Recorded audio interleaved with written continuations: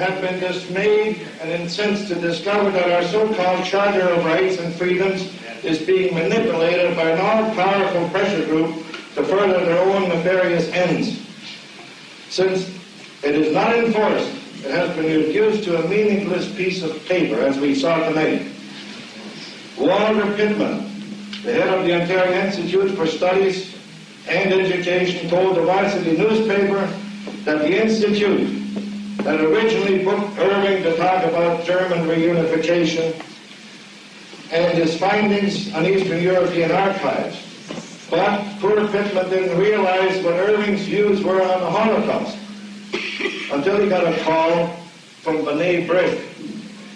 Due to pressure from that group, he canceled our rental agreement, and that's why we are here tonight, which is actually the second place. I thought I was going to be at the inn, at the lake.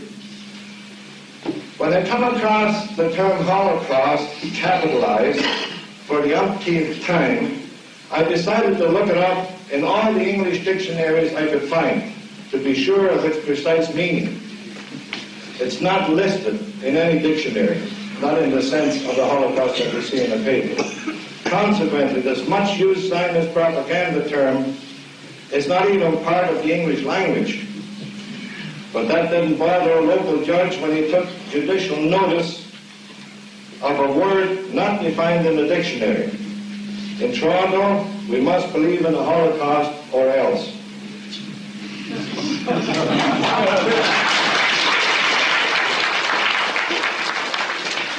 According to Varsity, Lorne Shipman of the B'nai B'rith said, freedom of expression has never been an absolute in Canada. That's news to me, I guess you can. In other words, there's no right of dissent in this country. Freedom of expression will only be accorded those of whom the B'nai B'rith, an ultra-racist organization, approves.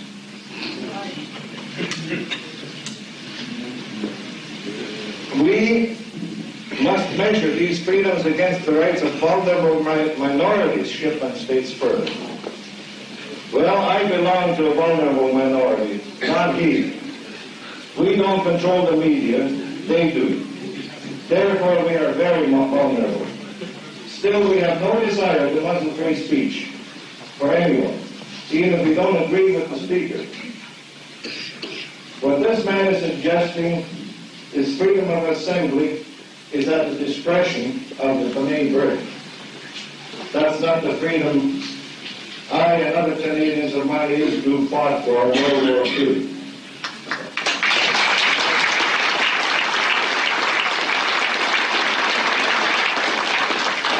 According to a booklet issued recently by the City of Toronto, race relations is not preferential treatment, but rather equal treatment.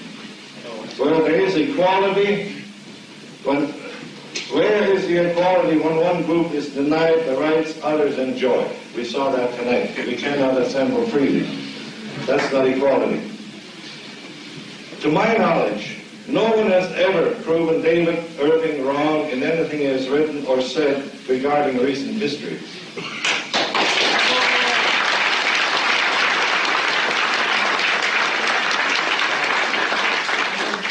Revelations by the government of Poland and Yad Vashem Museum in Israel, in which they reduced the death toll at Auschwitz by 3 million, again proved that what he had said was right all along. Why won't they let him speak? Are they afraid of the truth? Good. Yeah. This brings me to something else I have in mind. In the Western media, Jews claim to be the world's conscience.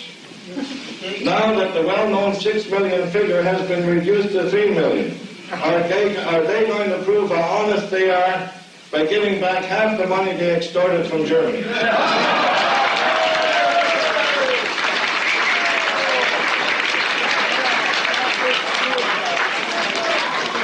James Smuts, a former Prime Minister of South Africa, once said that the 19th century was a century of wrong, to which I might add that the 20th century has been a century of lies. David Irving has given lectures throughout the world and has written more than 20 books to debunk some common myths. But these still persist due to constant media repetition, even after they have been proven to be false. Shipman tries to denigrate Irving as a pseudo-historian with no academic credentials. This after he was the only historian who quickly discovered that the so-called Hitler diaries were a fraud, and has said all along that some of the Auschwitz claims were a myth. David Irving is not only the most credible historian in the world, but he is also a very courageous man who sticks to his principles no matter what the cost.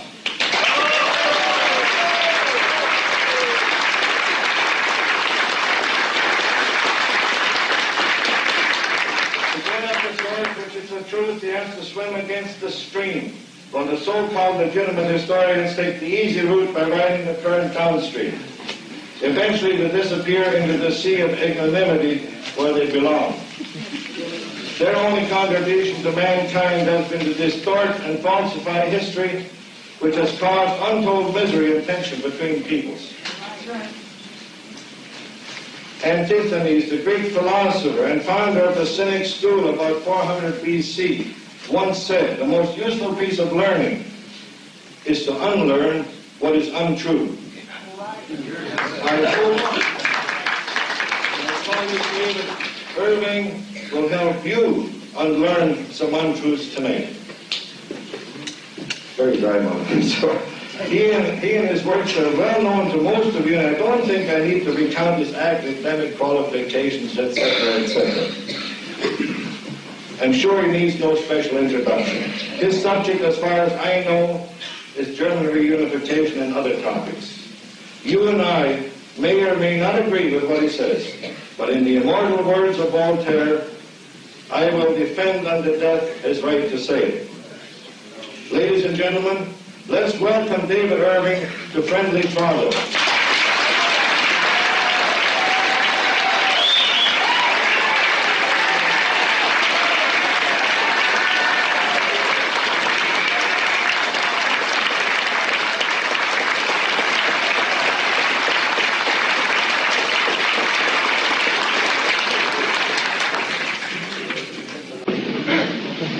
My best to talk to you this evening, but I think I have a major problem. I'm right at the end of my Canada tour. I've spoken in towns across Canada, from Victoria, Vancouver, Kelowna, Regina, Prince George, Calgary, Winnipeg, Ottawa a couple of days ago, and now here in Toronto. My voice is literally on its last legs. But I will do my best to speak to you. Although I know that it's going to be more painful for you to listen than for me to speak. Please bear with me, because it is quite an important message, and we've all come through quite a lot to meet here, thanks to the management of the Latvian Hall tonight. And I can really tell you how grateful I am that in Toronto there are some people who are prepared to stand up.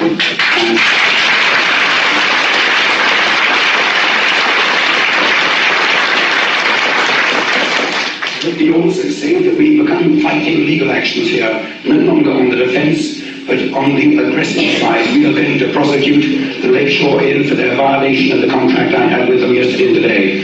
They violated a valid contract, and we're going to go for them for every penny they've got to compensate for the damage they did to all of us.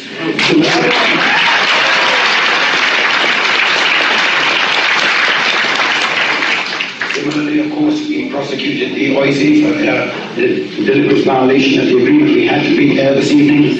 We have a valid contract with them. We knew that it was going to be extremely difficult to get what lawyers call a mandatory interlocutory injunction at such short notice. I thought we had less than 20% chance, but I said, on a matter of principle, let's go ahead and do it, to show that we're not going to take the Christian line of turning the other cheek anymore. We're going to fight back.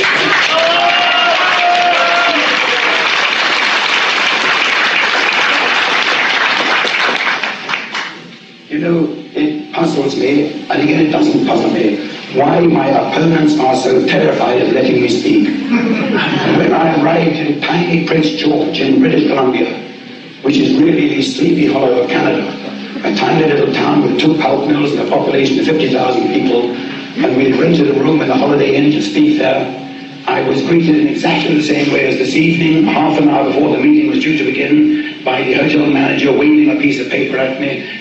Very embarrassed, it's not his fault, but he had received instructions from higher up that they were to violate the agreement we had with them because they had received a fax message from Toronto. He identified the people that sent these intimidatory threats to them as the Toronto Holocaust Memorial Association. They had warned him that there were going to be violent disturbances outside the Holiday Inn in Prince George, at which I'm afraid I just laughed. I said, violent disturbances here in Prince George? How are these people in Toronto planning to stage these disturbances 3,000 miles away? Are they going to fax the demonstrators across the world?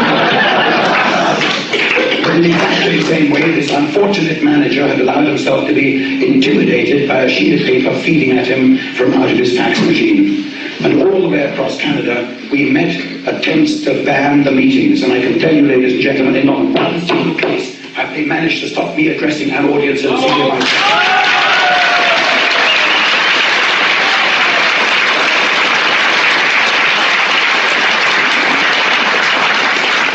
Admittedly, the speech has not always been to an audience of the size that we had planned.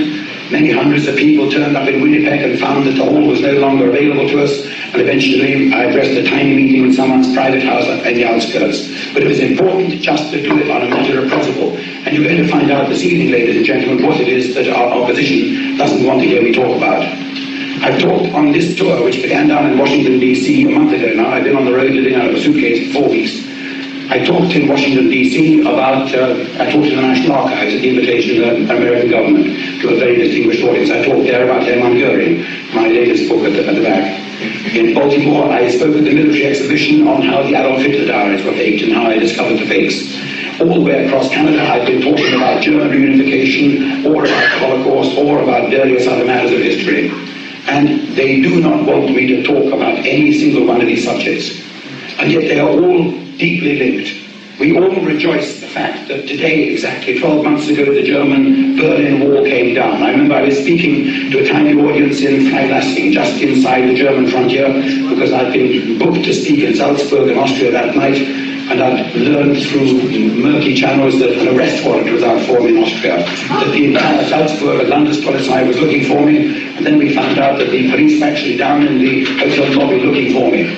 So my driver went and collected the car and took it round to the back, and I escaped through the restaurant and over the back garden wall, and we rearranged the meeting at short notice in Freilassing, just 500 yards aside the German frontier. And half the audience had passports, so they came and heard me there. And the following night, which was November the 9th last year, I was in Mittenwald, because the same thing had happened in Innsbruck. And my audience in Mittenwald was only about 10 people, and I thought, that's funny, because I knew that several hundred were going to come to the town, and this time they all brought their passports. And I went up to my bedroom that night, switched on the television set, and I saw the extraordinary scenes of the Berlin Wall coming down and the East Berlin population charging through, and I realized, of course, all Germany was glued to their television sets that night. And yet it was all so predictable, ladies and gentlemen. Yeah. Just 6 weeks earlier, October the 3rd, last year, I was addressing a press conference in Berlin. It came about like this, let me tell you, because a lot of things have happened to you, happened since I last spoke to you here in Toronto in March last year. On October the 3rd, I was in fact invited to attend Berlin television station, Senderfreies Berlin, to take part in a panel discussion with half a dozen German historians. The head of the German television program telephoned me in London and said, Mr. Irving, sent me a letter to Mr. Irving. I attach particularly important value and significance to having you on this program. I've always admired your writings. We're going to have 5 or 6 other historians from Germany to take part in a panel discussion with you on Germany's future. And I said, who are the other historians? And he said, Eberhard Jekyll. And I said, oh, that swine.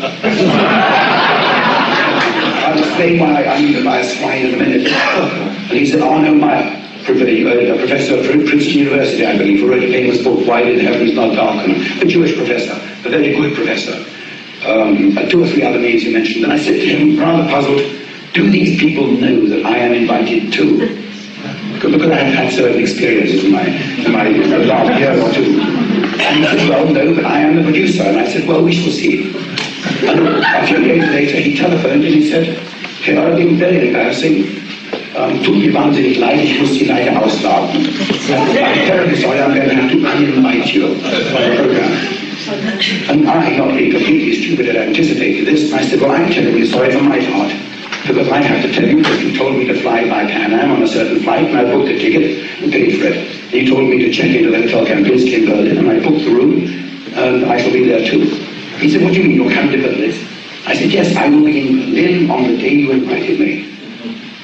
Beklommen Schweigen at the other end of the embarrassed silence. He said, but Mr. Irving, you don't understand, apparently. I'm not inviting you anymore. I've been obliged to uninvite you because all the other participants have said they refuse to sit at the same table as you. I said, that doesn't surprise me at all. However, I will be in Berlin whether you like it or not. But don't worry, I won't be inside the studio. I'll be outside the studio with my friends. About 50 or 60 of us, in fact. We staged a demonstration up and down in Masurenallee, outside Zenefreies Berlin, carrying placards, ladies and gentlemen, in German and English, so that even the thickest German could understand, written in their own language. On one side, the words German historians, liars and cowards, and on the other side of the placard, the slogan, Deutsche Historiker, Lügner und Feiglinge.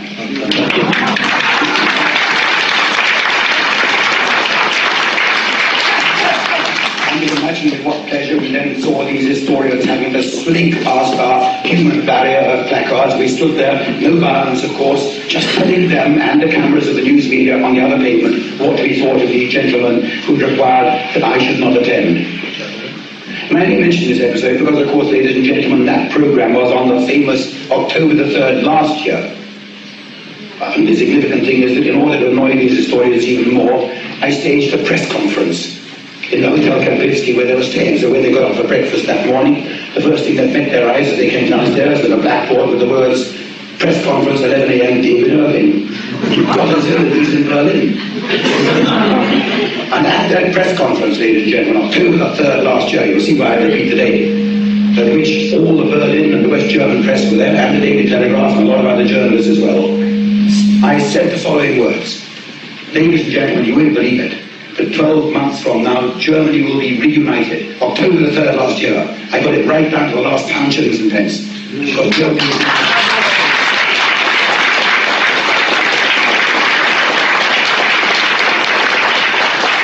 And when I said this, the journalists there, they just chuckled and looked at each other in incomprehending amazement. Because October the 3rd last year, the word reunification wasn't on anybody's lips at all in Germany. The mere idea of reunification was totally absurd. Nobody was thinking about it, not even their own politicians. Not Chancellor Kohl, not President Weizsäcker, nobody in East Germany, of course, or Central Germany as I call it. Nobody. The politicians weren't thinking of it. The enormous revolution which overtook Germany was brought about not by the politicians, but by the German people themselves.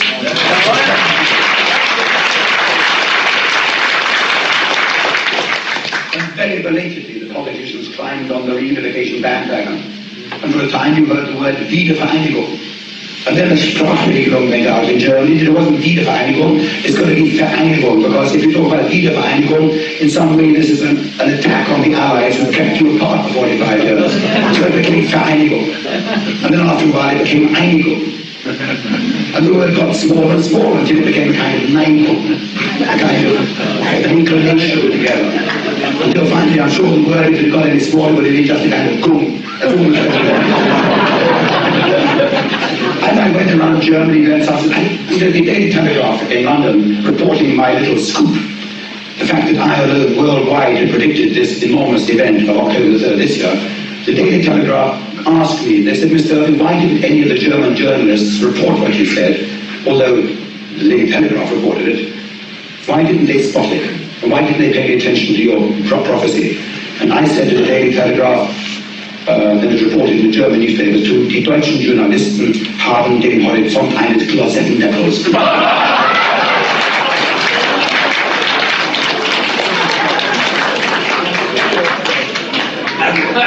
For the Anglos among you, that translates as German journalists have all the horizon of a lavatory lid.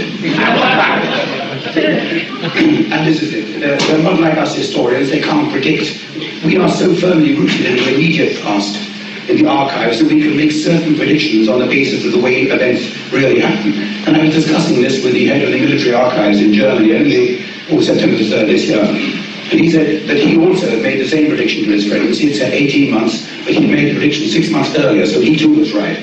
And he too had been working in the communist East German archives like me, and he too had been looking around and keeping his eyes and ears open, and he realized that the whole of the East German state was in the midst of a massive breakup, and that no way could East Germany survive as a sovereign state much longer, particularly since Poland became a democratic country, because all the lifeline between Middle Deutschland, German Democratic Republic, and the Soviet Union, all the 8 railroad road lengths went across Poland. So East Germany was lost. And by the same calculus, you can say, ladies and gentlemen, you can predict that if Lithuania becomes independent, then the Soviet Union will also lose East Russia, of course, because the Soviet Union then loses all contact, all land contact. So, once again, I got these things right, and I predicted this at this Berlin press conference, and this is another example of how the German historians hate my guts. Because again and again, I am pointing out the way I see things, the way I make predictions. I've said now in interviews published right across Germany that I think that 5 years from now, Germany and Austria will have the same currency. It's happening. I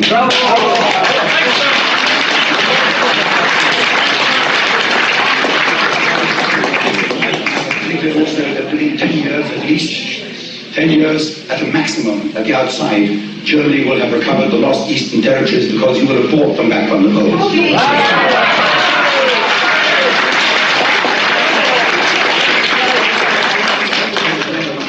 Are massively in debt to West Germany, the West German banks, and it will come to a simple coup handle, a simple horse trading, and let you not be discouraged by the fact that Chancellor Kohl has signed a treaty, or initiated a treaty with the Polish government, now recognizing the present boundary. Poland and Germany are both sovereign states, and it is entirely within the ambit of sovereign states to adjust the frontier between them as and how they wish. And no longer do they have to pay attention to what your President von Weizsäcker, I'm referring to the Germans, what President von Weizsäcker so grandly called die Siegermächte, the victorious powers. I mean, this was really, even for me as an Englishman, something hard to stomach, the way the President of the proud German nation went around saying, well, all right, all our people want devivification or reunification, but we're going to have to ask the victorious powers first. 45 years after the end of World War II, your own president says, let's ask anybody else but our own people whether we want to come together or not. What kind of concept was this? I went around all of Germany, asking audience after audience, who does your president mean by Siegermächte? Think of them. France. France as the Siegermacht, France as a victorious power, France who declared war on Germany in 1939, and who the German armed forces swept out of the field in 2 weeks' conflict in 1940. France who didn't have an army within 1,000 miles of Berlin in 1945, and you've got to go and ask them as a victorious power.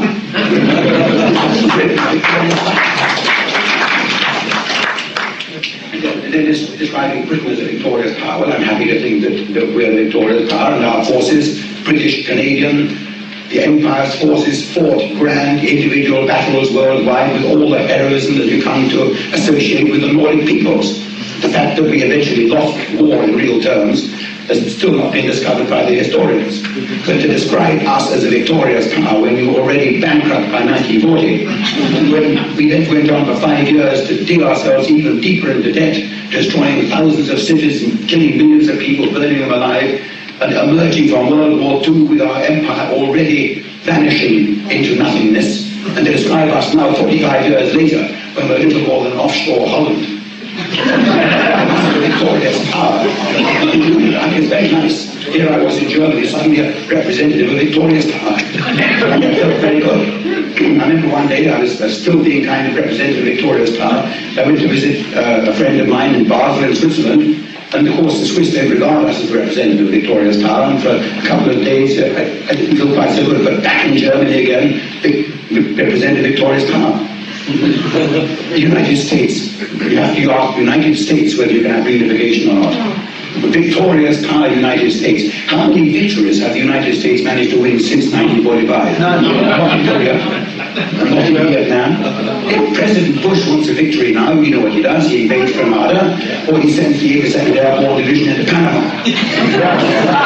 We're talking about that. I I mean, what kind of sense of pride can a president have who wants to go and ask these people and calls them victorious powers? Well, at last, the German people now have their sovereignty.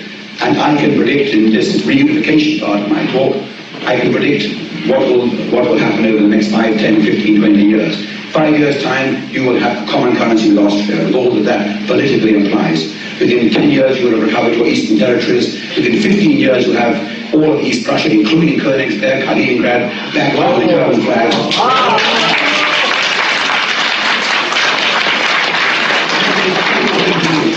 It's quite plain to me that the Deutschmark, being the most powerful currency in the whole of Europe, probably by then the most powerful currency in the world, the sheer economic imperialism that this makes possible will enable Germany, a democratic Germany, to attain all the aims that Adolf Hitler set out to gain with his Panzer divisions in 1941. You will achieve an economic hegemony in the Ukraine, in White Russia.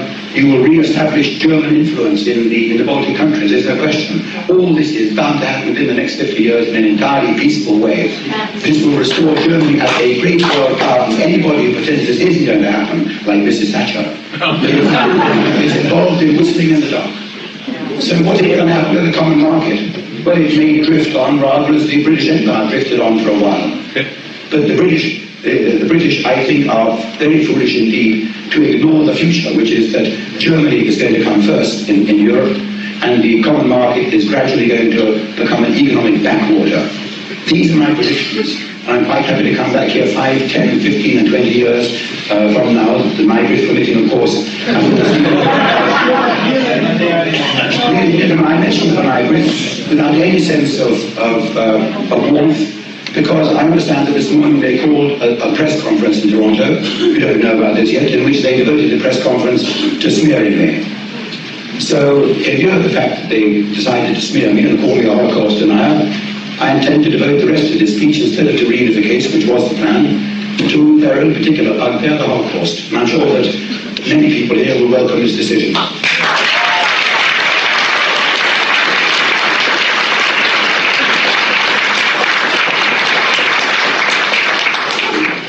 You see, in the last 18 months since I spoke to you last, two major events have happened in the world of history, which make it impossible for anybody to claim that the Holocaust happened in the manner in which the organized Jewish community, the self-appointed representatives of the Jewish community. I use the word self-appointed because this morning in that press conference I was called a self-appointed historian.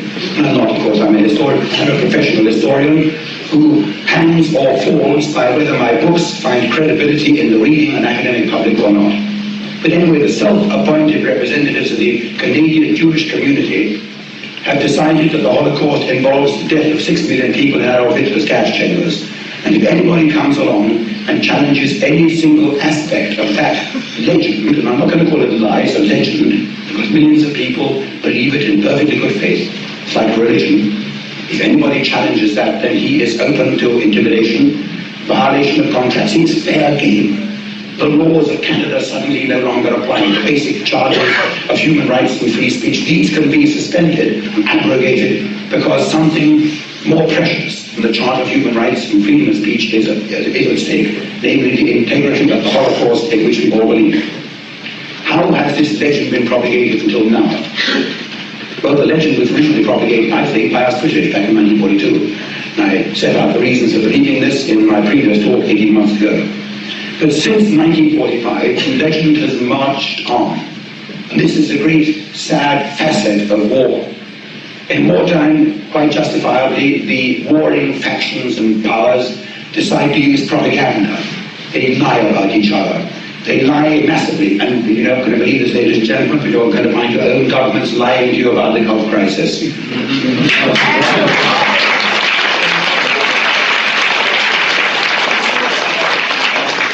I'm not going to mention Joe Clark by name.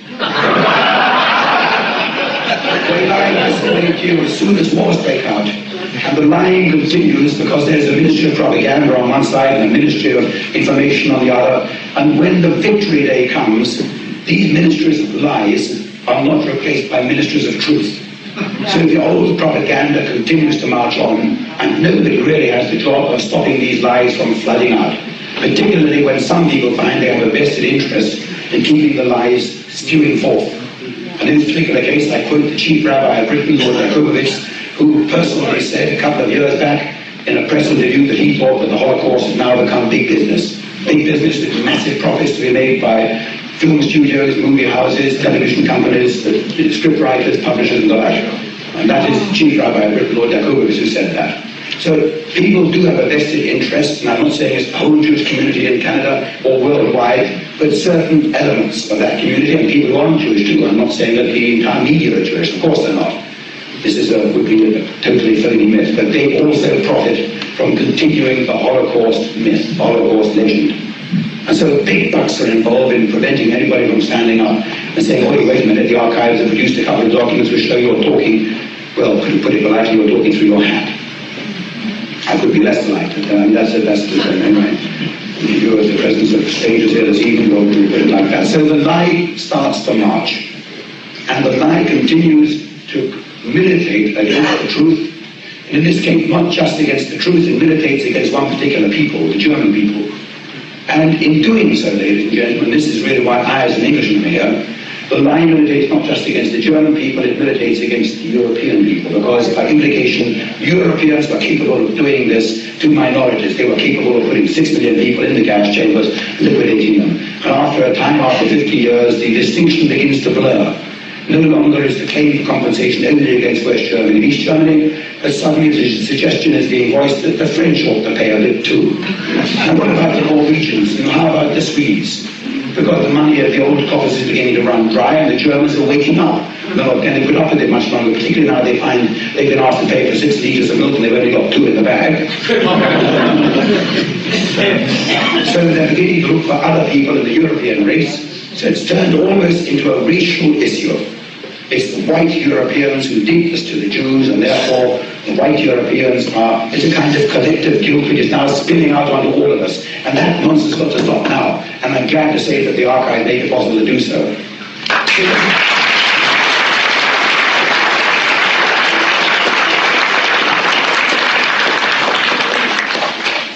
So there we are, with this gigantic legend cruising around the ocean of history for the last 45 years. What I call the battleship Auschwitz. The capital ship of our opponents is out there, cruising the oceans with a seemingly inexhaustible supply of fuel and ammunition, and it's been cruising the oceans rather like the battleship Tirpitz in 1941 and 1942. And by its very existence, it intimidated people. I mean, we've seen it intimidate people tonight. Not just little measly hotel owners. We've seen this battleship Auschwitz intimidate the entire RCMP here in Toronto. So that they not only ordered me to stop the meeting in the other hall, but they then phoned ahead to this meeting place and tried to stop it here too. You see, this is the worst kind of censorship that exists in a free society, ladies and gentlemen. Not a censorship where a guy puts a blue pencil through a paragraph of what you've written to the newspaper and says, boy, I'm not going to let you write that because it's libelous or defamatory or injures the blacks or the whites or the Indians. It's the worst, most insidious kind of censorship, which is self-censorship. When a journalist decides, before even writing those lines, I'm not going to write it because it may get me in deep trouble with the editor. It's the kind of censorship nobody sees. And we've seen the kind of self-censorship exercised here by the RCMP this evening. They were anticipating trouble. They were anticipating questions from Mrs. Shirley Mayhew in the House of Commons and all the rest of it. And to avoid any trouble, they exercised a kind of society self-censorship by phoning ahead to try and stop me speaking anywhere. So this battleship Auschwitz has been out there for 45 years, intimidating people. And I say, ladies and gentlemen, our job here tonight, not just as historians, but as members of the public, is to remember what Winston Churchill said in 1942, and to emulate his words and say, sink the Auschwitz.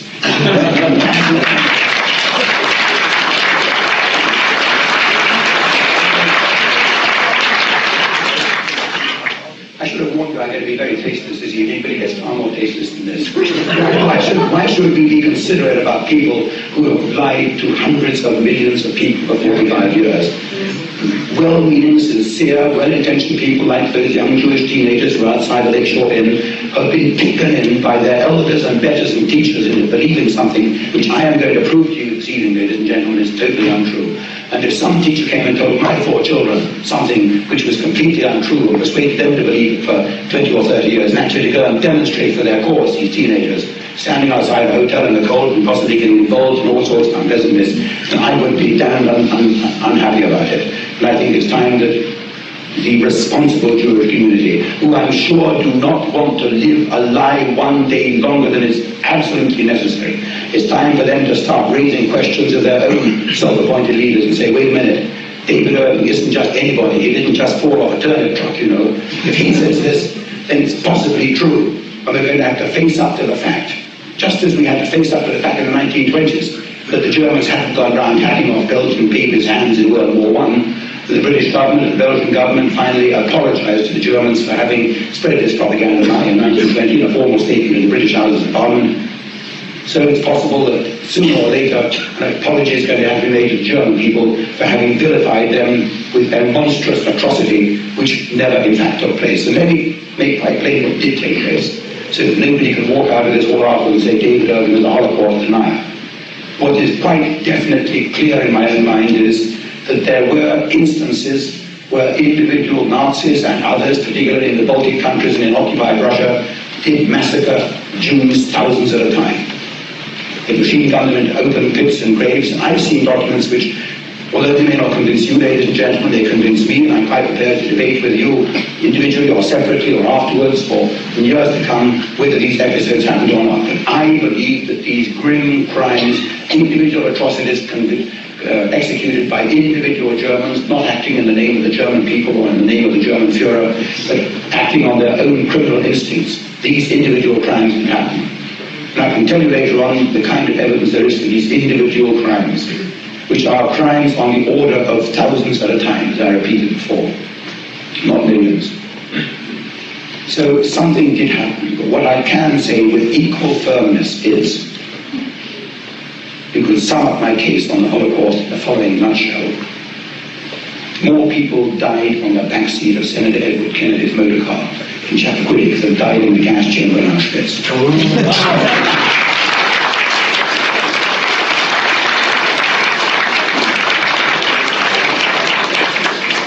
I'm not going to replace this tonight, ladies and gentlemen, but I think we've all paid the price. We can afford to enjoy a little bit of tastelessness about this absurd legend. So what is the evidence that enables me to stand up here and speak with such firmness to an audience here and risk not only life and limb, but above all risk my reputation? Because it's quite plain to me that by standing and talking here in Canada and other countries around the world for 2 or 3 or 4 years, my name is going to be mud. I'm going to have organized, well-paid, well-financed slime poured over me from on high, and I'm going to find the TV stations around the world that banned to me, like the Vancouver TV station that asked me to go and speak, take part in an interview 10 days ago, and then came under massive pressure from guess who, the Canadian Jewish News last week, and you'll see how they proudly report how they brought pressure to bear on this Vancouver TV station to cancel the interview, and I could. They complied. Savor those words, roll them around your lips, ladies and gentlemen, the taste of those words. The Canadian Jewish News reporting how they brought pressure to bear on an independent TV station in Vancouver that had the effrontery to invite me to an interview. We brought pressure on them to cancel the interview. They complied. They complied. Words spoken from on high.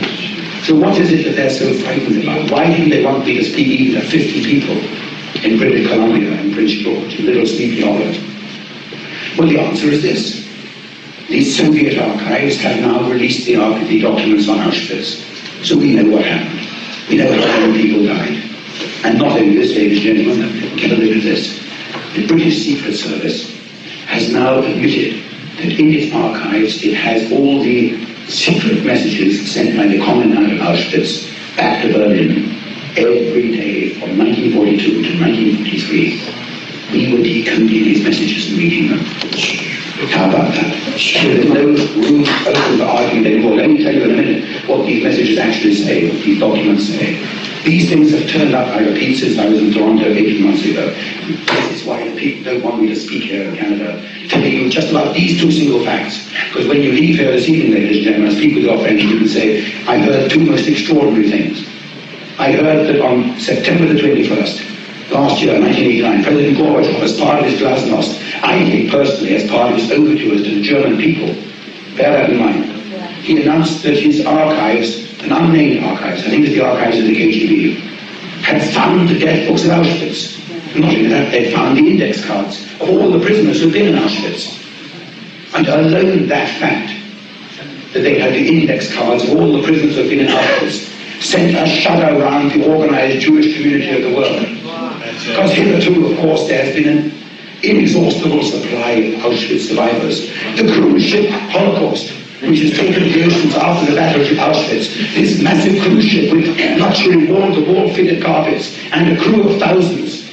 This cruise ship Holocaust, which has marine terminals established now in virtually every capital of the world, disguised as Holocaust Memorial Museums. The one in Washington, D.C. alone is costing $146 million to build. More money. More money indeed. $146 million. The cruise ship Holocaust. Where will this story, where will its crew be? Where will the Auschwitz survivors be? Now the fact has come out that the index cards, the lists of all the people who ever passed through the gates of Auschwitz are by Mark's bride. Well, who they were. Suddenly a lot of people aren't claiming to be Auschwitz survivors anymore. Eli Wiesel, for one, for example, he was always a bit uncertain whether it was Auschwitz had been in or Dachau or Buchenwald. When I say that, because there's a photograph on which he identifies himself as being a photograph of various prisoners in a bunkhouse, in a barracks, in the concentration camp in Buchenwald. And he says, yes, that's me. But it turns out that photograph was in Auschwitz. And he says, oh yes, I'm in Auschwitz. I mean, what can we do about these people? And poor Mr. Wiesel, I mean, it's terribly bad luck to be called Wiesel, but that's no excuse. I mean, these people do have a bad time. They have a very, very hard time. And I do want to speak a few words of sympathy for them, like, I mean, on Halloween's night, for example, or St. Wiesenthal's night, as we call it. So they have had a very, very bad time, and it's going to get tougher now that people are going to challenge them as to whether they really were in Auschwitz or not, because we now know exactly who was and who wasn't. And they've gone to immense troubles, ladies and gentlemen, even the ones who've got tattoo marks on their arms. Because the experts can look at a tattoo and say, oh yes, 181,219, that means you entered Auschwitz in March 1943. So if you want to go and have a tattoo put on your arm, a lot of them do, I'm afraid to say, and claim subsequently that you're in Auschwitz, you've got to make sure, A, that it fits in with the month you said you went to Auschwitz, and B, that it's not a number that anybody's used before. So there are actual kind of train spotter guides of numbers that have been used already. And the whole of that hoax is now going to collapse because the Russians have released the index cards. And the second hoax that collapses is the 4 million legend. The legend that 4 million Jews died in Auschwitz, to which, of course, the communist authorities in Auschwitz, headed by Kazimierz Smolin, who was sacked a year ago, had erected a memorial in Auschwitz in many, many languages. In fact, a memorial to the 4 million dead at Auschwitz, written, inscribed in every language of the prisoners who had passed through the gates of that terrible slave labor camp. There's no denying that Auschwitz was a terrible slave labor camp. But that monument has now been dismantled quietly and furtively thrown away. The new head of the archives in Auschwitz, the new head of the museum, a man called Dr. František Pieper, P-I-P-E-R, has announced that that 4 million figure was a lie, and he wasn't going to have a memorial kept on the grounds of his memorial site any longer. They haven't erected a new figure, a new monument yet, because they're still squabbling over a figure. They ventilated the idea of what about 1 million? And they asked the German historians, and the German press agency asked the German historians, and the German historians rapidly went down on bended knee and said, oh yes, wir sind immer davon ausgegangen, dass es sich 1 Million handelt. Oh yes, ladies and gentlemen, we always assumed it was 1 million. But they never said so in public in case they lost their university chairs, or their jobs, or their pensions, or their careers. And I can tell you one tragic case involving the Lieutenant Commander of the German Navy, who was the Lieutenant Commander of the German Navy until 4 weeks ago. A man called Lieutenant Commander Pohl. And he had the misfortune to be posted with his crew to the United States for a year, to Virginia, where he rented a house, and he frequently had American crew officers round to cocktail parties and barbecues. And one evening, in the privacy of his home, Lieutenant Commander Pole, he went to read this in the newspaper because it's a court-martial case which isn't reported. He was foolish enough to challenge the Holocaust and to say he didn't believe that Auschwitz had gas chambers, and he said one of the derogatory things about his NATO allies. He said he saw personally that the Bundeswehr officer it was incumbent on all Bundeswehr officers to keep a wary eye on their NATO partners because they weren't necessarily a good thing for Germany. He was court-martialed because his fellow crew officers reported him to the German government. In England, unthinkable. I mean, if an English naval officer, my father was a lieutenant commander, exactly the same rank as this guy. If my father, he fought in the Battle of Jutland and the Arctic convoys, if my father had made a derogatory remark in private, in the privacy of his own home, to other officers about Her Majesty the Queen or something, his commanding officer would have called him over aside in the heart, actually, and said, "Look here, old chap, you just didn't say that kind of thing, and all you were in trouble." So, and that's the level it would have been dealt at. The idea of reporting the man, it's unthinkable, but it seems to be part of the Central European makeup, because an instance in Ottawa 2 nights ago, when I spoke in Ottawa, we had a huge meeting in the Congress Centre in Ottawa. 1,000 people turned up to hear me, only 500 would get in because the usual friends were outside intimidating and threatening people who did come in, and filming. And on the evening television bulletin, there was a film shown of the people streaming in to hear me, and one of the people going in was identified by a fellow school teacher, with the result that she was called before her principal the next morning, 2 days ago, and she's been dismissed. I mention these facts just to show that you talk about Nazi Germany as being a police state. You have to admit that Canada is turning down a very sad lane. I think you see things happening like that. So in Auschwitz, they dismantled the monument to the 4 million, and they don't know whether to replace it by a monument to 1 million. And I would say, oh, wait a minute. You don't need such a big monument because it doesn't need such a big figure. The Auschwitz death books have been released by the Soviet authorities on September the 21st last year.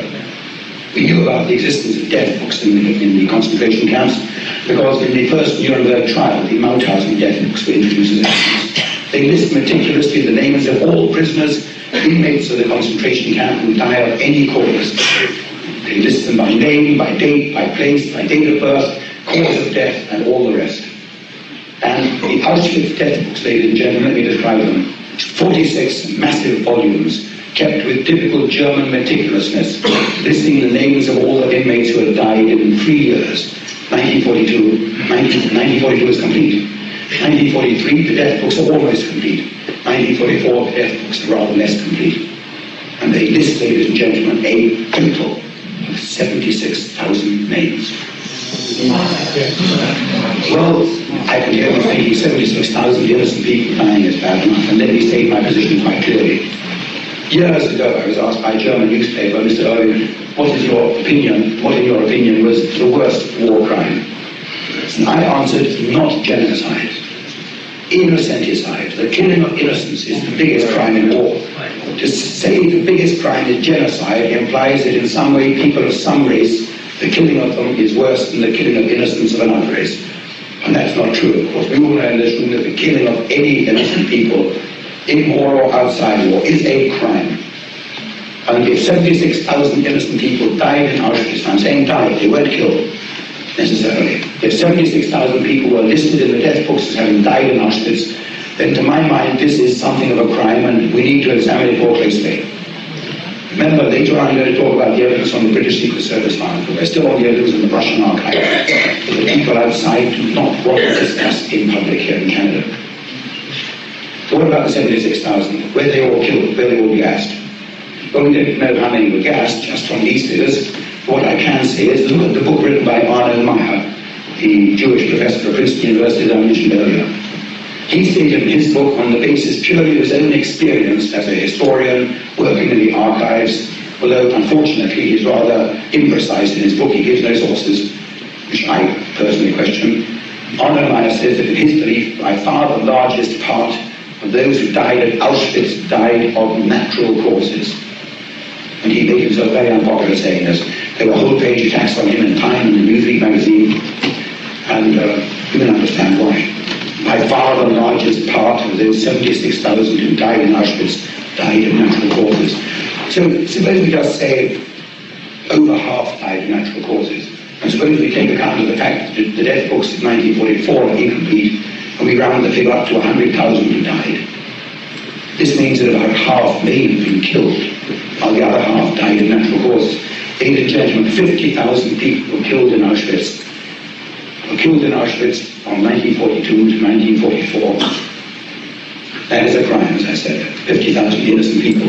It's about as many people who died in Auschwitz in those 3 years as we British killed in Hamburg in one night.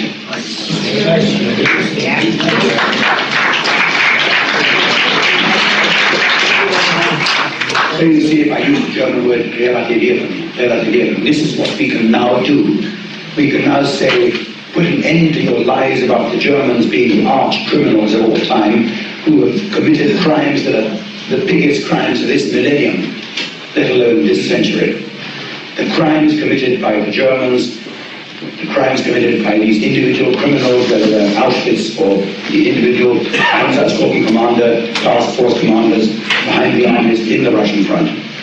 These are no greater and no smaller than the crimes committed by Sir Arthur Harris, Commander-in-Chief of our Command, or President Truman, giving the order on August 2nd, 1945, to go ahead and drop the bomb on Hiroshima that killed 100,000 people. These orders of magnitude.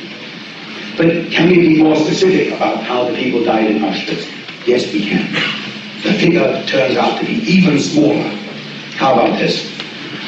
We were reading the secret code messages of the Commandant of Auschwitz back to Berlin, his secret radio code traffic transmitted in the Enigma code from 1942 to 1943. Can I backtrack a bit, ladies and gentlemen, and explain to you that until recently, until about 1974, nobody officially knew or was saying what is the biggest secret of World War II, that we British were reading the German secret codes, which of course enabled us to win the Battle of El Alamein, win the Battle of the Atlantic. From May 1940, for example, we knew exactly what orders the German Air Force, Hermann Göring, my figure, whose biography I've written at the back, we knew exactly what orders he issued to the German bomber pilots, because we were reading his secret code messages, the operational orders to the German Luftwaffe squadrons from May 1940. From May 1941, we had our computers breaking the machine code used by the German police and the SS, the Ordnungspolizei and the Sicherheitspolizei. We were breaking both those codes and reading, for example, all the messages sent by the Einsatzgruppen commanders from the Eastern Front back to Kurt Daluga, who was the head of the Ordnungspolizei in Berlin. On 13th September 1941, Kurt Daluga orders all the Einsatzgruppen commander officers, when they're reporting their statistics day by day, not to give detailed statistics of executions, because, he says, we must always apprehend that the enemy might be able to read our codes. And he was too right. We read that message, and we read the messages that the commanders continued to send all that autumn, reporting the executions of partisans and bandits and Jews and Russians and commissars, sometimes figures running into hundreds, on one or two occasions running into a total of several thousand. We were reading. And it's important to bear this in mind, ladies and gentlemen, because this means that we have those documents in British archives throughout the war, because there are always those wise guys, and the knight was amongst them, they're very wise gentlemen indeed. There are always those wise guys who say, surely, Mr. Irving, you don't expect to find a document in the archives showing Adolf Hitler ordering the killing of the Jews or the gassing of the Jews. You don't expect to find a document in the archives proving that Jews were gassed in Auschwitz. Of course, the Nazis were so ruthless that in the last few weeks of the war, when they realized they were going to lose, they gave orders to destroy all the incriminating papers. And it sounds easy, doesn't it? Orders to destroy all the incriminating papers. But it isn't as easy as that. If you've ever looked at an archives and you've seen that in Pennsylvania Avenue, Washington, D.C. alone, the National Archives, they've got 10,000 tons of German records, most of which they still haven't had time to list and catalogue. You can't imagine even the most dedicated and ruthless Nazi the last few weeks of a collapsing war when everybody was trying to fend for themselves and pretend and look out that nothing happened to them in person. Nobody had time. Adolf Hitler is supposed to have said, in other words, destroy the borders, Oh, and all the carbon copies. Oh, and the teleprinter strips. And this said, and the teleprinter strips at the other end, and all the carbon copies at the other end, all the addresses the signals went to, and all the private diaries that the felt people, the corporal whose teleprinter the message came through on, the private diary, and the letter that he wrote home to his mother about these terrible things that he was learning. Ladies and gentlemen, I've gone around the world now for the last 5 or 6 years with my pocket full of £1,000, which from television programs I take out and I say, £1,000 to anyone who can find one single shred of documentary or time evidence that Adolf Hitler even knew about Auschwitz or the Holocaust, whatever you want. They can't do it. And for 2 or 3 years, of course, I believed that there had been some kind of Holocaust until 2 or 3 years ago. Then I came to the trial of Ellen Zundel in Toronto, and I was shown the defense exhibit, which was the forensic test followed upon the gas chambers, the so-called gas chambers. And these forensic tests showed that there was no significant trace whatsoever of cyanide gas left in the fabric of those gas chambers. And there should be, because the 38th of the 38 tests was a test conducted in the little gas chamber where the clothing was fumigated in Auschwitz. The little gas chamber is still there, with gas-tight doors, little armor-plated peephole and all the rest of it. And in the walls of that gas chamber there are massive concentration of cyanide compounds still present, which this forensic test established at 1,040 milligrams of cyanide per 1 kilogram of cement. So why is there no trace of cyanide in the walls of the rooms where millions of Jews were apparently gassed? Yet a massive dose of cyanide is still present in the walls of the little gas chamber where clothing was fumigated with cyanide. It's an important question. But the answer is, ladies and gentlemen, that the gas chambers that are shown to the tourists in Auschwitz are fakes. This shouldn't surprise us. We can believe that easily. The German historians still don't believe it or find it hard to believe. A lot of the leading German historians are my best friends. There's Professor Bernd Martin, who's the head of the Freiburg History Department, University of Freiburg, with 40,000 students under him. He said to me on September the 3rd, again, in fact, he said, Mr. Irving, there are gas chambers. There were gas chambers in Auschwitz. I've been there 4 or 5 times. Of course, he's always taken the students. There have been groups of his students to go and have their noses rubbed in the gas chambers. And he said, František Pieper, the director of the museum of Auschwitz, is a friend of mine. And he said, I looked at the gas chambers. And he said there were definitely gas chambers, not only in Auschwitz 1, but also in Auschwitz 2, 3 or 5 kilometers away. And then Professor Bernd Martin said the following. This was about 2 o'clock in the morning, we were both trying a bottle of wine, and he was talking to me privately in a way that I suppose he later regretted. He said, of course, one day was plain to me, the gas chamber they showed the tourists. That's fake. I said, what do you mean that's fake? He said, well, I said to Professor František Pieper, the director of the archives, I pointed out to him certain inconsistencies. For example, under the doors, ladies and gentlemen, in the gas chamber, there's a gap this big at each end of the so-called gas chamber. They're not gas tight, the doors, there's a gap that big. Those gas chambers are drafty. And then there's other things you said, like the typical Polish workmanship on some of the additions that have been put on the roof and so on. And he said, I called Pieper's attention to this. He had to listen to this because it's going to shock you. He said, I called Professor Pieper's attention to this, and Pieper admitted, he said, oh yes, of course, we built this after the war for the tourists.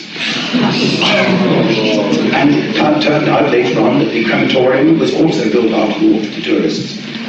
Which doesn't surprise anybody who goes there. If you go there, ladies and gentlemen, have a look at the crematorium, and you'll notice the odd fact for a crematorium that there's no connection whatsoever between the crematorium furnaces, the retorts, and the chimney standing outside. That shows that. You can see that there's no soot on it. It's never been used. It's all been built there like some kind of macabre Disney World. For the tourists to come and pay their fees to go and walk through and have a bit of a shudder, so they can say they've seen a gas chamber, which is where we now have hundreds of thousands of eyewitnesses who've seen gas chambers. But even Bernd Martin hadn't seen them, because he was still telling me, Mr. Irving, there are gas chambers, I saw them. The fact hasn't sunk in with, and I said, but wait a minute, you told me it's all dummies. He said, oh yes, the ones they showed me were dummies, but the real ones are in Auschwitz too. They're 3 kilometers away. And I said, but those aren't shown to the tourists. Oh no, they show us the convenient ones. I said, isn't it logical to ask why they don't show the tourists the real ones, why they build dummies? Oh, well, he didn't want to go into it much further. So if we go back to this signals that the British decoded from Rudolf Höss, Commandant of Auschwitz, HOESS, to the Wirtschaft and Verwaltungshauptamt, which was the governing body of all the concentration camps in Germany. It turns out that the British government code and cipher school, which was our equivalent to the NSA, the deciphering agency of the British government in wartime, we had cracked the code of the SS concentration camps. And we were reading on a daily basis the daily returns of the commandants of Auschwitz, Buchenwald, Mauthausen, Dachau, and 3 or 4 other German concentration camps. Let me tell you what those returns contain. They contained a series of figures and facts. The first figure was the number of inmates who had arrived the previous day. The second figure was the number of inmates who had departed the previous day. The third figure was the total number of inmates on hand at the end of the previous day. And the fourth figure was what I would call other losses. Other losses. I've chosen that as a translation of the German words Ausgänge anderer Art, because Other Losses, of course, is the title of a book by a friend of mine, the liberal historian and novelist Jim Back, who lives in Toronto here. This morning, in fact, in Bushmill. So, other losses. The British Secret Service deduced that other losses meant deaths. It meant only deaths. Just on the basis of statistical analysis, you can see that the other losses referred only to deaths, and it in turn is broken up into the categories: disease, execution, execution by hanging, execution by firing squad. Now listen to this. Professor Hinsley, who is the official British government historian, who wrote the history of the British government, the British Secret Service in World War II. Professor Frank Hinsley, he's now the master at St John's College in Cambridge University. He states, on his analysis of all these documents which are still in the archives of the British Secret Service, they're never going to be released to the public, you can only guess why. He states in volume 2 of his official history appendix, page 669, that upon analysis of the daily returns of the Auschwitz concentration camp, it becomes completely plain that nearly all of the deaths were due to disease. The others were by execution, by hanging, and by firing squad. There is no reference, and I'm quoting Hinsley, there is no reference whatever to any castings. So why hasn't this extraordinary revelation been headlined in the newspapers around the world? It's not just some cranky, self-appointed British neo-fascist, neo-Nazi pseudo-historian. You journalists who are present can take those words down. It's not just some pseudo-historian from Britain saying this. This is the British official historian, Professor Hinsley, who had unlimited access to the archives of the SIS, the Secret Intelligence Service, and to the archives of the British Code Breaking Agency, who says that in Auschwitz nearly all the deaths were due to disease. There is no reference whatsoever to castings. How about that?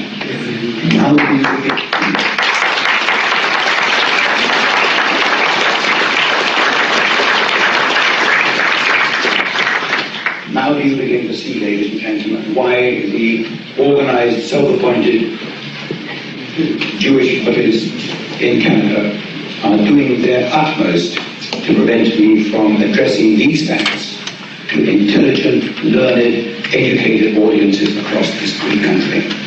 It is because those two facts are the two torpedoes, the death books and the deciphered messages.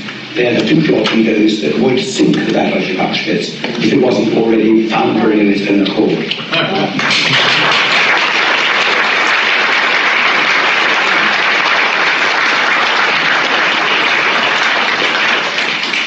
I'm sure that more facts will come to light now. People will say, well, what about the eyewitnesses? I can only repeat what I said on my last occasion. I have some sympathy with the eyewitnesses. I know the terrible traumatic ordeal they went through. Auschwitz was not a holiday camp. Auschwitz was a brutal slave labor camp run by the SS for the purpose of providing slave labor for the IG Farben synthetic rubber plant, 4 or 5 miles away. But these eyewitnesses are mistaken if they say they saw casting operations going on. And there is not one single shred of evidence in the archives anywhere. And I've sat in the archives now for 30 years looking for it. Not one wartime German document talks about gas chambers. Now, I know that at the back of the minds of one or two of you, and in fact the journalists present, they may flash the document that was thrown on the screen at the end of the courthouse room in the district court in Toronto when I gave evidence in the Zumbo case. And this was one document which contained the word Vergasungskeller. Vergasungskeller. It was a letter from an architect to an engineer in Auschwitz saying, because of the fact that the winter has onset, before we finish concreting in the roof over the lighting keller, the mortuary, they're going to have to use the Vergasungskeller for a while. Vergasungskeller could be translated as gas cellar, gas basement, gassing basement. But those of you who are German will know that many German words are capable of more than one, more than two or three interpretations and translations. You can translate that word as gassing cellar, and you would have been entitled to look on the blueprints of that building for such a gassing cellar. You wouldn't find it. But of course the word gas in German means not only to gas, but also to gasify, to turn something into gas. As in a motor car, all your motor cars have a vergaser, a carburetor. And in a crematorium, which is what this building was, where high temperatures, the highest temperatures are needed for the cremation process, there would have been a combustion process involving a vergaser. No question at all. So this document was relatively meaningless, as are the other documents that use the word vergasung. I think there's one more, for example, which has been published by the author, the Holocaust author, Jean-Claude Pressac. Jean-Claude Pressac has published a great big volume, this big, of blueprints and photographs and documents, a magnificent volume. He published it on behalf of the Holocaust historians, attempted to be a blockbuster to write the end to the likes of Ernst Zundel. But to my mind, that blockbuster does more harm to the battleship Auschwitz than it does to us. Because although this volume shows that there were undoubtedly crematoria and barracks, and that there were buildings, and that there were all sorts of bathhouses and things in Auschwitz, not one of the documents or blueprints shows a gas chamber. The only documents that mention Vergasung are the one document that I just described to you, and another one, which at first sight is in fact a real killer. It is signed by Rudolf Höss himself, a circular to the senior officials of Auschwitz concentration camp, saying that there have been a number of unfortunate accidents to members of the Auschwitz camp staff due to inadequately heeded safety precautions during Vergasungsoperationen, gassing operations. And this looks like a real killer. But you've got to realize, ladies and gentlemen, that Auschwitz was a major site. I could show you the photographs of it. There are 200 or 300 buildings, each housing 200 or 300 prisoners. Europe was in the grip of the terrible typhus plague, which was being borne by vermin, by rats, by typhus-bearing lice. The people who arrived in Auschwitz came from the meanest hovels in Europe sometimes. They were sent through the bathhouses, the clothing was sent through this little gas chamber to kill off the vermin and lice, to disinfect the clothing. And the whole campsite was repeatedly disinfected using cyanide gas. If you go to the southern states, the United States, you buy a house in Florida, for example, the first question you're going to ask the estate agent is, First question you're going to ask the estate agent is, when was this house last tented? Tented means that the wooden frame house is completely wrapped in tarpaulins, and men in special security clothes go in with cyanide gas to kill all the termites and rats and cockroaches and vermin. That's what they did on these huge sites in Nazi Germany and Central Europe. They had to disinfect the buildings one by one, the doors and windows were closed, the cyanide pellets were tossed in, and men wearing special protective clothing, and then the buildings had to be properly ventilated or anybody could go in and set foot in them. And these were the gassing operations, and if you didn't heed the safety precautions, then you suffered personal injury. And Rudolf Höss is writing all his staff, warning them that he would accept the consequences if they don't follow the safety precautions. And if you are still skeptical and you think this is special pleading, bear this in mind. In the district court, when the first document was thrown on the wall, I said to the prosecuting counsel, one moment, can we have that document on the screen again, please? And I said, yes. This document is important not for what it has on it, but for what it doesn't have on it. It doesn't have a secret stamp. We're told that the Holocaust was the top secret operation for killing millions of people. Top secret, geheime Reichswehr, and yet there's no security classification on this document to show the jury. In fact, you could argue that this is a carbon copy, so perhaps they forgot to rubber stamp it. Germans don't forget, but you could argue that. But you can't argue the fact that the document has what the Germans call a Briefbuchnummer, a letter register number. The German civil service practice requires that every letter has a letter register number, a Briefbuchnummer. And the last two or three letters added to it, the number is something like 23759/43, which is the year, followed by GEH, geheim, followed by GKDOS, Geheimer Kommandosache, military state secret, Geheimer Reichssache, civilian military state secret. This document didn't have nor did the Rudolf Höss document, the one I mentioned about the Verkaufsoperation. There was no security classification on either document, so these weren't top secret documents at all. They were documents of what I would call a janitorial level, concerned with the fumigation of the camp. And you can't read anything more or less into it than that. But the other historians, the so-called academic historians, haven't spotted it. It's taken a self-appointed pseudo-historian to spot it.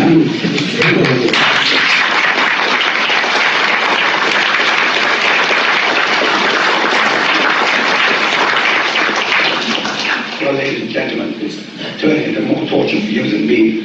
I can carry on for some time yet. Let me mention only one more fact. Whenever you see television movies or films about the Holocaust, retain a skeptical mind. When you saw that recent film last year by Hermann Buch, War and Remembrance, you saw all the highly paid actors being ushered by the SS guards, who were all played by British actors, incidentally. This is part of the way Hollywood works. All the masters now are British actors being ushered into the gas chambers at Auschwitz. The publicity media said that the whole of that scene was filmed in Auschwitz itself, on site, on location. In fact, it wasn't. The gas chamber scenes were not filmed on site in Auschwitz. They were filmed in Hollywood. This is a little detail. In Germany, they had a 4-part television film this spring with the title Der Tod ein Meister aus Deutschland. The author of this film was our friend Abraham Jekyll, professor of history at the University of Stuttgart, a social democrat, left-wing pinko liar. One of the liars.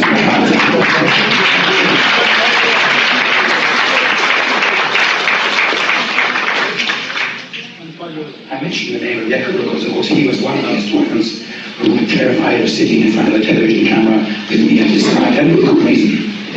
Because in the second episode of this film, in the 35th broadcast minute, they showed a scene of tens of thousands of Jews, this was the voiceover describing tens of thousands of Jews being loaded onto open cattle trucks in Romania to be shipped off to the gas chambers in Auschwitz. The photograph showed a railway station, a railway platform, the open cattle trucks crammed with tens of thousands of faceless people. If you looked closely at the platform, you couldn't see anybody standing on the platform apart from a few civilians. There were no guards. On the other platform, there's another train standing. Well, I have the original of that photograph. I have the original of that photograph, not from some Romanian archives. I have it from the photographic archives of Hamburg, Hauptbahnhof. The station in question is Hamburg, is not Romania. The caption on the photograph says, Einwohner bei einer Hamsterfahrt ins Ruhrgebiet.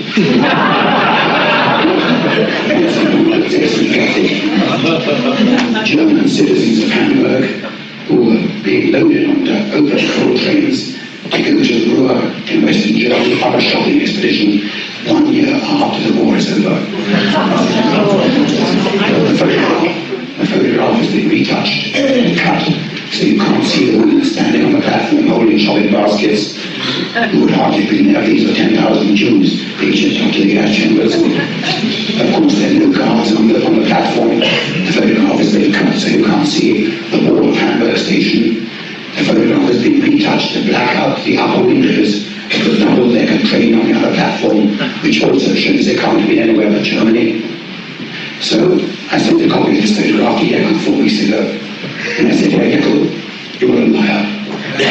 You once again publish photographs which show not Germany under Nazi occupation, but Germany under Allied occupation, under occupation of the victorious powers. If you don't believe me, I said, go to Hamburg, and in the central station now, on the wall of the Intercity restaurant, you'll find this photograph displayed in an exhibition of nostalgic photographs about post-war Germany.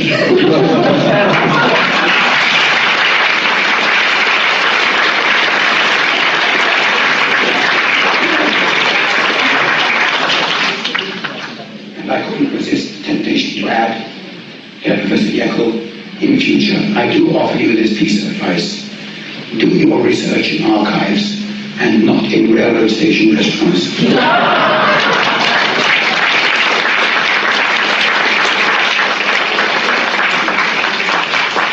Well, ladies and gentlemen, we're now going to have a pause of 10 or 15 minutes in which I hope we can get some fresh air, cool air in here. After that, I will have recovered my voice, and we can answer some questions and discussions.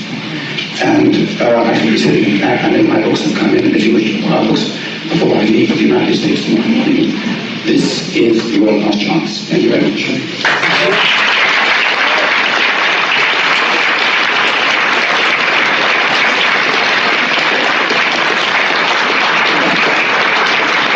So if you can bear my voice at this low level, we will start taking questions.